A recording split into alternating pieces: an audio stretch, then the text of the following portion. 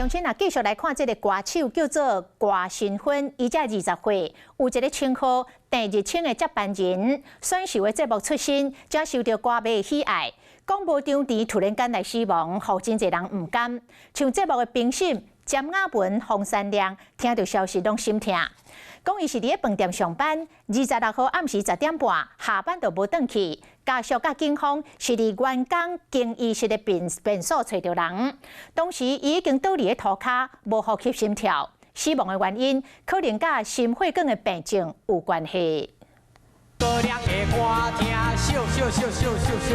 郭新芬为14岁开始伫选秀的节目超级红金榜街头提，无符合年纪的沧桑歌声是伊的特色，甚至红学了是已经过身的歌手邓日清的接班人。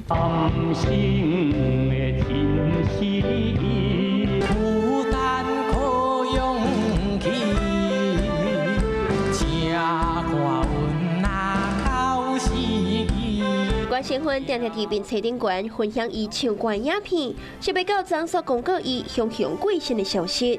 那郭新芬的遗体是伫伊任职的酒店被找到，代志雄雄发生，互家属未予欢迎。郭新芬任职的酒店也发出着声明，表示郭新芬伫28号正常交班，暗时10点到员工餐厅吃宵夜了后，10点31到员工的换衫房间。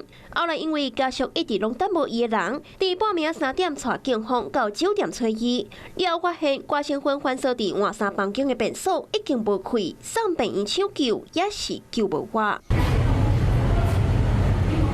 艺人吴美人含苦上着赶来到灵堂，想要看郭新芬最后一面，目睭内拢心甘。他有跟我讲，他有开过那个血管动脉畸形动脉瘤，对，那个时候我们还有提醒大家说，这是一个不定时炸弹。而且我们本来约好这个礼拜要做一件事情，要陈姐。有约定，他已经都开在练歌了哦，他知道要唱什么。我觉得他自己可能也没想要，就是人生在这1秒钟要落幕嘛。因为他一直在一个很拼的、很有希望的状态。